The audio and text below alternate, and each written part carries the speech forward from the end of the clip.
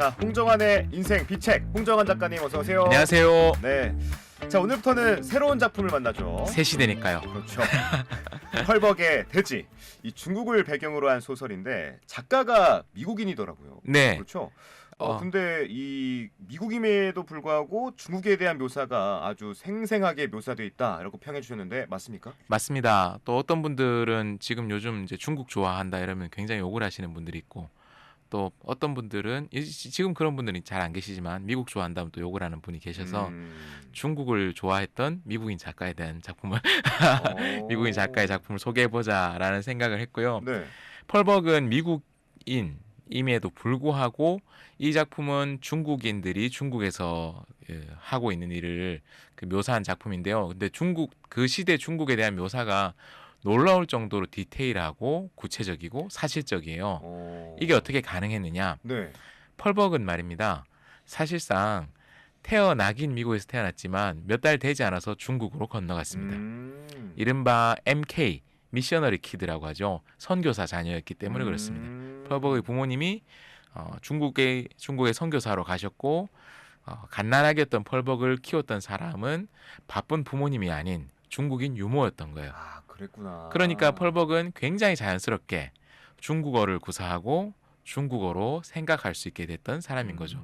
부모님과 함께 살면서 영어도 쓰지만 중국어도 굉장히 잘하고, 그냥 일상 회화를 하는 수준이 아니라 삼국지, 수호전 이런 작품을 한문으로 그냥 읽고 소화할 수 있는. 진짜? 네, 그러니까 어찌 보면 저에게는 굉장히 부러운 사람입니다. 어떤 점에서요? 한문 원전을 읽을 수 있고 영어도 잘하는. 그런 점에서.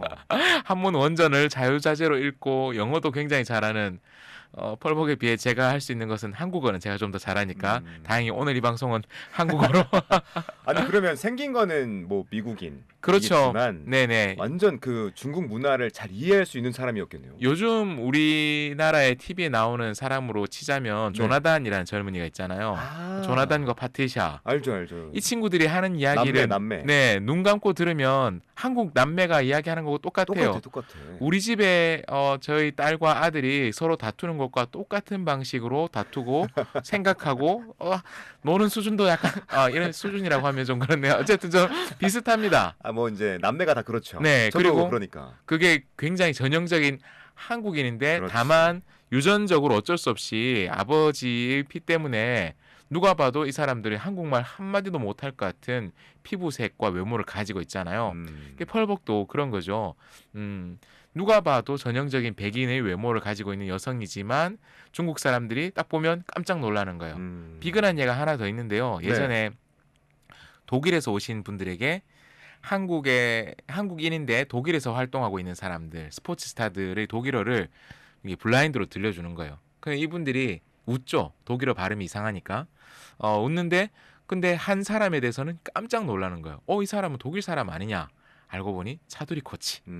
왜? 아버지 차범근 감독이 어린 시절, 차두리가 태어나기 전부터 이제 태어났을 땐가요? 하여튼 차범근 감독이 독일에서 선수 생활하면서 독일 사람으로 생활했던 거예요. 어린 시절을. 그런 사람들은 조나단, 차두리, 펄벅 이런 사람들은 한국어보다 자신의 그 부모님의 언어보다도 자기가 잘한 언어와 사고방식이 훨씬 더 익숙할 수 있는 거죠. 펄벅은 굉장히 중국어와 중국 문화에 아주 익숙했기 때문에 한때 스스로 이런 말을 한 적도 있습니다. 나는 중국인처럼 생각하고 중국인처럼 느끼고 중국인처럼 반응한다 라는 말을 한 적도 있었어요. 그러니까 먼 발치에서 중국에 대해서 공부하고 연구한 사람이 아니라 중국 안에서 그럼에도 불구하고 또 이 사람은 이방인인 거죠. 남다른 외모 때문에 경계인으로 살았고, 또 그 과정에서 중국의 전통 사회의 규범이나 관습, 농경 생활의 리듬 뭐 이런 것들까지 현지인들이 가지고 있는 감각을 가질 수 있었습니다. 그렇기 때문에 우리가 대지를 읽어보면 주인공인 왕눈과 그의 가족들이 갖는 그 독특한 동양인들, 우리는 잘 이해할 수 있어요. 동양인들이 갖고 있는 어떤 가족적인 문화 혹은 땅에 대한 집착, 또 침묵하는 여성, 왕눈의 아내 오란이 침묵하는 여성으로서 받는 고통, 이런 것들에 대해서 동시대의 서구인들이 잘 갖지 못했던 굉장히 섬세한 감각을 펄벅이 가지고 있어요. 그러니까 이런 거는 상상해서 쓸 수 있는 게 아니죠. 상상을 하거나 공부해서 쓸 수 있는 것이 아니고 구체적인 관찰을 통해서 쓸 수 있고 또 하나 성장 배경뿐만 아니라 도움이 되었던 것이 펄벅 여사의 남편도 중국에 계셨는데요. 이분도 중국의 사회 경제적인 환경을 조사하는 그런 일을 아주 면밀하게 일종의 민속학적 작업을 했었기 때문에 그 작업이 아마도 펄벅 여사의 창작에 도움이 되지 않았을까라고 생각이 돼요. 네. 그리고 나서 이분이 난징 대학교에서 영문학을 가르치는, 그러니까 중국인 학생들에게 영문학을 가르치는 일을 중국 학교에서도 했었죠. 그러니 이 양쪽의 문화와 문명의 어떤 가교 역할을 하는 데 있어 최적화된 인물이었었던 것은 틀림없습니다. 그렇군요. 그런데 이 작품이 출간된 게 1930년대더라고요. 네. 당시 미국 사회에서는 이 소설을 읽고 어떤 반응을 보였는지 궁금한데 어떻습니까? 폭발적인 반응이 폭발적이었어요. 일어났습니다. 미국 사회에서 정말 즉각적으로 베스트셀러가 와, 됐어요. 그랬구나. 31년에 출간됐거든요. 네. 근데 1931년, 32년 연속으로 미국에서 가장 많이 팔린 2년 동안. 네, 소설이 되었고 32년에 퓰리처상을 수상하고 그리고 몇 년 지나서 38년에는 유럽까지 영향이 미쳐서 노벨 문학상을 수상을 하게 됩니다. 그리고 이렇게 성공하게 된 데는 1930년대 미국의 네. 어떤 문화적인 정치적인 맥락과도 굉장히 밀접한 관련이 있어요. 어떤 점에서요? 그 당시에 미국이 대공황의 여파를 겪고 있었거든요. 많은 사람들이 그 삶이 붕괴가 된 거예요. 특히나 도시의 노동자들의 삶이 붕괴가 된 거죠. 그런데 미국이라고 처음부터 공업과 산업이 발달했던 곳이 아니잖아요. 메이플라워를 타고 미국에 건너갔던 사람들이 제일 처음 했던 일은 인디언들이 그 아메리칸 인디언들 그 북미 대륙 원주민들의 도움을 처음 받아서 그 땅에 파종을 하고 농사를 짓는 일이죠. 결국 동양이든 서양이든 옛 사람들의 삶의 방식은 농업이었죠. 그런데 19세기의 산업혁명의 영향으로 급격한 산업화가 진행이 되면서 산업화에 필요한 인력들을 시골에서 흡수해서 한 군데 많은 사람들이 모여 사니 도시화가 진행됐죠. 도시에서 살고 있었던 사람들의 삶이 급격하게 어려워져요. 그러면 그 시절의 사람들, 그 시절의 미국 사람들도 떠나온 고향, 떠나온 땅에 대한 향수가 있는 거죠. 지금 한국에 살고 있는 저를 포함한 많은 세대는 이제는 그 향수조차도 이제 많이 잃어버린 세대라고 할 수 있습니다. 처음부터 도시에서 자랐기 때문에 떠나온 고향에 대한 향수를 가진 사람들은 농업 지역에서 나고 자란 이제 그런 사람들은 여전히 갖고 있지만 세대 전반적으로는 그런 향수가 별로 없어요. 하지만 저희 윗세대로 가면 그런 향수가 여전히 많이 있기 때문에 이분들이 은퇴하거나 아니면 주말에 많이 하시는 일종의 여가 활동을 하는 게 주말 농장이나 텃밭 농사 같은 것들을 하죠. 그 삶에 대한 향수가 있을 뿐만 아니라 네. 실제로 옛날에 그런 일을 해봤기 때문에. 근데 지금 저보고 은퇴하고 뭐 텃밭 농사 이런 얘기를 하면 저는 할 줄 모릅니다. 해봤던 일이라면 제가 할 수 있겠는데 할 줄 모르는 일이니 더 어렵겠죠. 많은 사람들, 그 당시에 미국 사람들이 삶이 지금 너무 힘들다 보니 떠나온 고향에 대한 향수가 있는 거죠. 그리고 농촌의 가치, 땅의 가치, 그리고 농업을 하는 사람들, 농촌에서 농사를 짓는 사람들은 천성이 게으르다 하더라도 근면하지 않으면 생존이 안 됩니다. 그렇지. 팽팽 놀다가 갑자기 바짝 뭘 한다고 해서 성공할 수 있는 게 농업이 아니거든요. 네. 농업은 1년 내내 근면하게 살아야만 수확을 맞을 수 있는 일이기 때문에 그렇게 수확한 것을 가지고 또 1년을 버티면서 다음 수확기까지 근면하게 살아야만 하기 때문에 기본적으로 농업은 삶을 검소하게 만들고 근면하게 만드는 어쩔 수 없는 강력한 힘을 가지고 있죠. 네. 그런 곳에서 도시에 왔더니 여기에는 일확천금을 노리는 한탕주의자들도 있고 그리고 그 한탕주의자들을 노리는 사기꾼들도 있고 그러면서 그 삶이 총체적으로 붕괴된 거예요. 그러니 옛날이 그리운 거죠. 한국도 그런 급격한 도시화에서 도시화의 환상을 쫓아서 갔던 사람들이 고향을 그리워하는 정서, 도시에서 겪는 어려움을 다루었던 작품들이 많이 있었어요. 그 중에 대표적인 작품이 예전에 젊은 최민식과 한석규를 볼 수 있는 네. 서울의 달 같은 작품이 있어요. 근데 어. 서울의 달에 시골에서 올라온 최민식 씨가 약간 도시 생활에서 어려움을 겪을 때마다 흘러나오는 노래가 있습니다. 아무래도 난 돌아가야겠어. 그런 노래가 이곳은 있어요? 나에게 어울리지 않아. 기억난다 이거. 예. 이게 그 정조를 확 어. 보여주는 거죠. 그리고 당시 대공황을 겪고 있었던 미국 사람들에게 네. 이 대지를 읽으니까요. 아, 이거 우리 조상들, 우리 부모님, 그리고 뭐 내가 그리워하던 그곳 아닌가라는 생각을 하게 되는 거죠. 특히나 이 작품의 초반부는 왕릉이 가난에서 벗어나서 부를 이루는 과정을 보여주거든요. 네. 미국의 아메리칸 드림, 자수성가의 신화와도 맞닿아 있어서 독자들에게 굉장히 큰 감동을 줍니다. 다만 잘 팔리는 작품은 굉장히 많은 경우 비평가들에게 혹평을 받기도 하죠. 꽤 많은 평론가들이 이 작품은 네. 너무 감상적이야. 그리고 이 작품은 너무 단순해. 근데 이 단순하다라는 것을 저는 어느 정도는 일정 부분 인정해요. 왜냐하면 그래요? 이 작품의 문장이 장식적이지 않고 되게 소박해요. 어. 그리고 이 작품의 진행 구조, 플롯이 또 선형적이에요. 복잡하지 않아요. 때문에 저는 이 두 가지 이유 때문에 이 작품을 문해 교육용으로 혹은 독서 모임용으로 굉장히 강력하게 추천하는 편이기도 합니다. 그런데 평론가들이 보기에는 문학적인 깊이가 아주 부족하다라고 이야기하고 또 굉장히 많은 평론가들에게는 이 중국을 지나치게 이상화했고 고정관념이 기반한 것 아니냐. 근데 이것은 저는 정당한 비판이 아니라고 생각해요. 그래요? 왜냐하면 그 전에 서양의 예술가들이 중국을 묘사하는 방식이 훨씬 더 이상적이고 낭만적인 중국을 이른바 오리엔탈리즘이라는 것에 가두어 두었기 때문에 네. 펄벅의 시선은 훨씬 더 중국에 밀착돼 있어요. 이걸 굉장히 잘 보여주는 게 그 이후 시대의 중국 쪽의 반응을 보면 알 수 있습니다. 중국에서는 오랫동안 펄벅의 대지를 아주 나쁜 작품으로 취급했습니다. 왜냐하면 이것이 서구 제국주의에게 중국에게 대한 나쁜 인식을 심어주고 제국주의의 침략과 계몽을 정당화시켜주는 도구가 될 수 있다. 왜냐? 중국에 대한 중국의 어두운 면, 중국의 어떤 미개한 면을 여과 없이 보여주는 작품이다. 라고 이야기하는 거죠. 지금 우리가 방송을 진행하고 있는 이 방송국이 때때로 비슷한 비판에 직면하고 있는 것으로 저는 알고 있습니다. 네. 왜? 기독교 방송인데 기독교의 사실적인 면을 여과 없이 보여주다 보면 많은 기독교인들이 불편함을 살 수 있잖아요.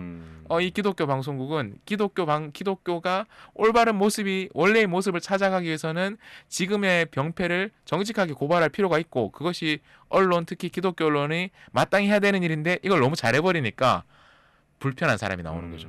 당시 펄벅이 중국에서 받았던 이후에 펄벅의 작품이 중국에서 받았던 취급 중에 하나도 그런 거였는데요.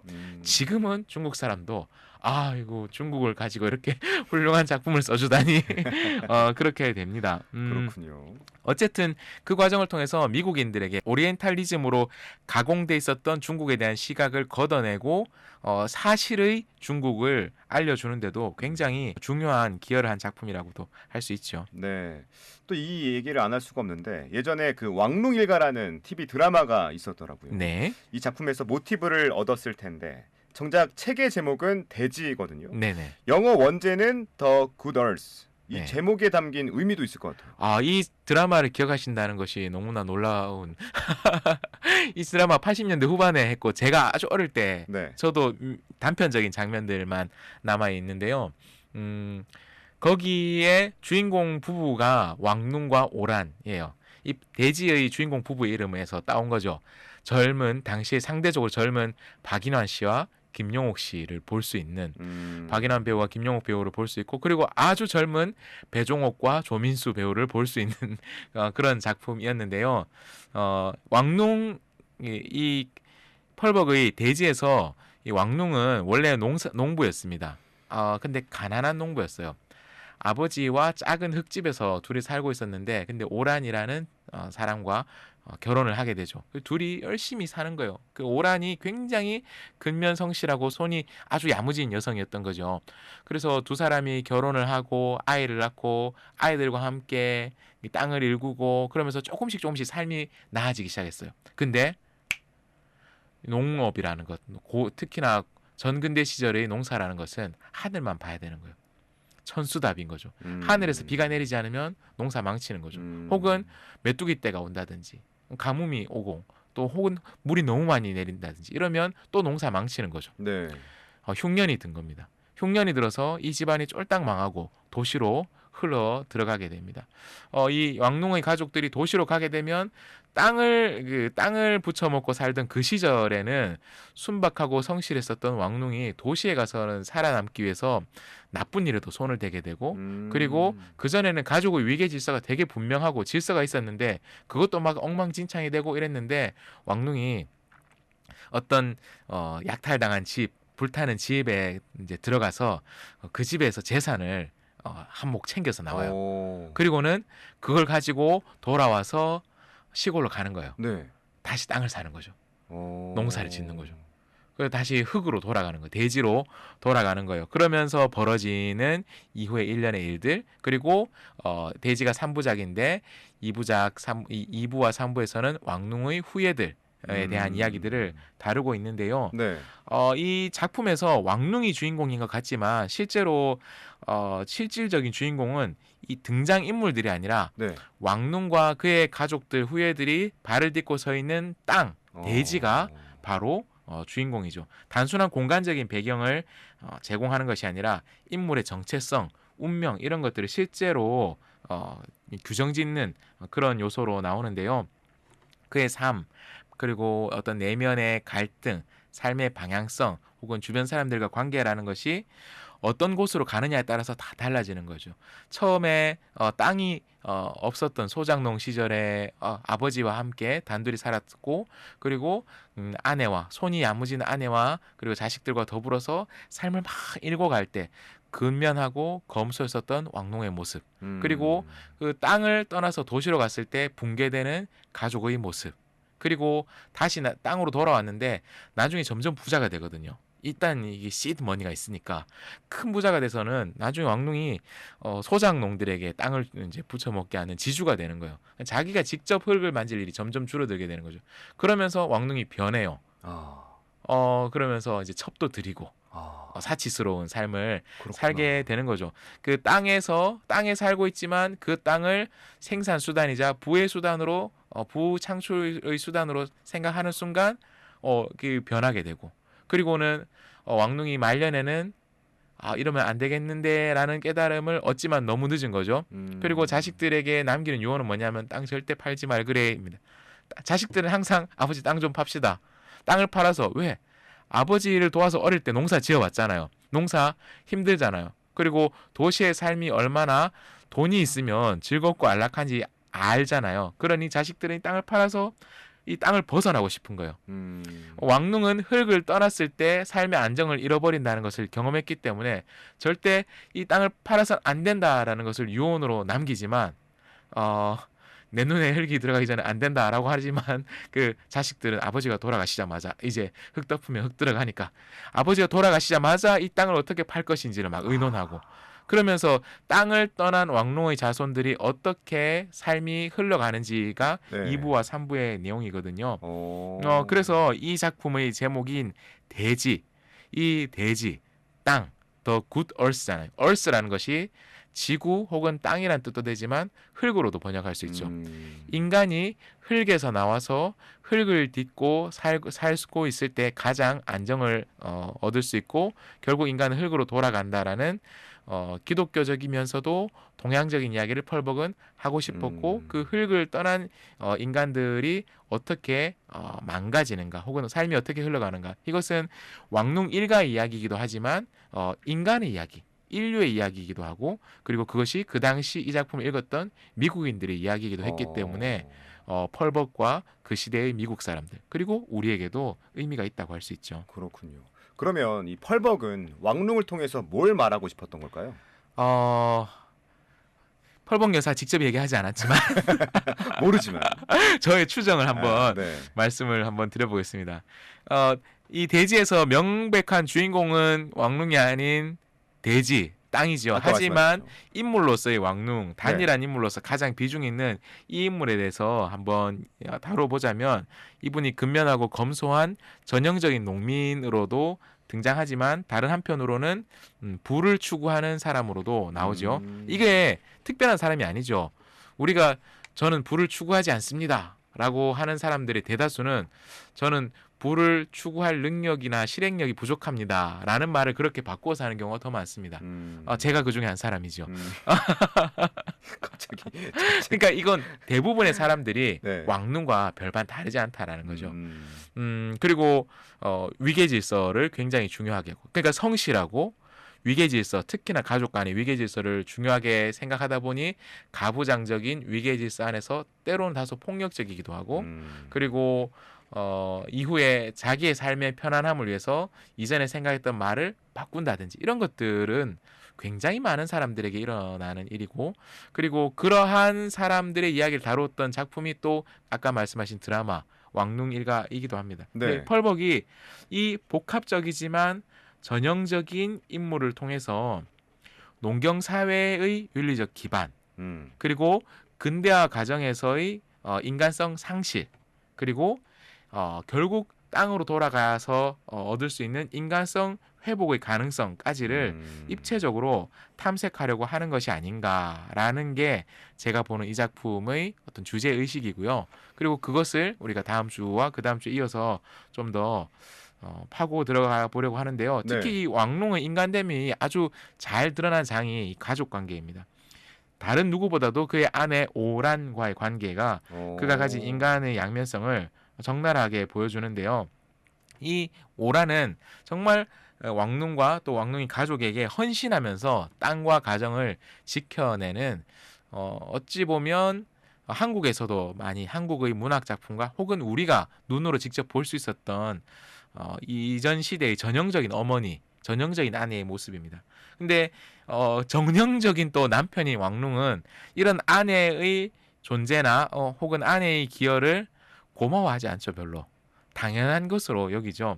그래서 그녀의 고통이나 감정에 굉장히 무감각해서 말년에 아내가 병들어서 쇠약해질 때도 철저히 무심한 이 가장으로 남습니다.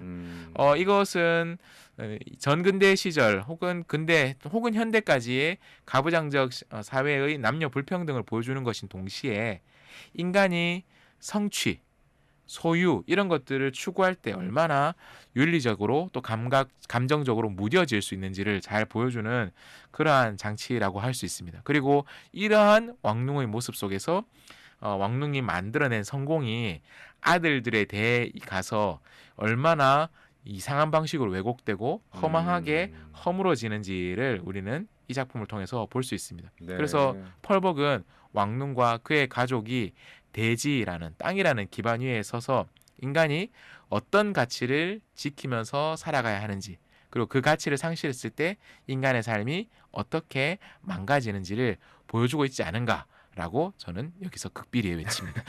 극비리에. 네. 자, 그러면 작가님, 우리가 오늘날 네. 이 대지를 읽어야 될 이유가 따로 있습니까? 지금까지 말씀드린 여러 가지 이유들이 다 대지를 읽어야 될 이유이겠죠. 이 작품이 1930년대에 쓰여졌고 과거 그 시절 중국 농민의 삶을 다룬 소설이지만 그 시절 미국 사람들에게 굉장히 큰 감정적인 공명을 불러일으켰던 것처럼 오늘날 한국의 독자들도 이 작품을 읽으면 굉장히 큰 감정적, 정서적 공명을 할 수 있습니다. 그렇군요. 대지가 인간 삶의 가장 근본적인 조건들을 묻고 있기 때문입니다. 가족, 또 자연과의 관계, 혹은 윤리, 또 혹은 물질적인 부 이런 것들에 대한 일종의 성찰과 갈등을 우리에게 제공하기 때문입니다. 제가 앞서서 이 작품을 독서 모임이나 문해 교육용으로 자주 추천한다라고 말씀드렸는데요. 네. 문장이 소박하고 그리고 진행 과정이 플롯이 단순하기 때문에, 그리고 방금 말씀드린 것 이러한 복합적인 인간 삶에 대한 문제의식들을 담고 있기 때문에 함께 읽고 토론하기에 굉장히 좋은 작품, 네, 그렇게 이야기할 수 있습니다. 특히나 서양의 오래된 고전 같은 경우는 예. 우리가 몬테크리스토 백작이나 혹은 레미제라블 같은 작품을 다룰 때는 배경 설명이 많이 필요했잖아요. 그렇지, 그렇지. 한국의 독자들은 이 작품을 읽을 때 배경 설명을 굳이 하지 않아도 직관적으로 이해되는 면들이 있습니다. 동양 문화를 공유하고 있고 비록 농사를 짓지 않더라도 농업 문화에 대한 기본적인 이해가 우리에게는 어느 정도 장착이 되어 있기 때문에 이 작품은 모르는 부분이 여전히 있을 수 있죠. 역사적이나 문화적인. 근데 그런 걸 모르고 읽어도 작품 전체의 주제의식을 따라가는데 아무 문제가 되지 않을 정도로 우리는 오리엔테이션이 잘 돼 있습니다. 이 펄벅의 대지는 우리가 지금 읽고 이야기해 볼 수 있어요. 특히 우리가 이런 이야기 해보면 바로 이해되는데요. 지금 우리 도시 중심의 삶에서 우리 지금 도시적인 삶을 살면서 땅과 되게 멀어져 있잖아요.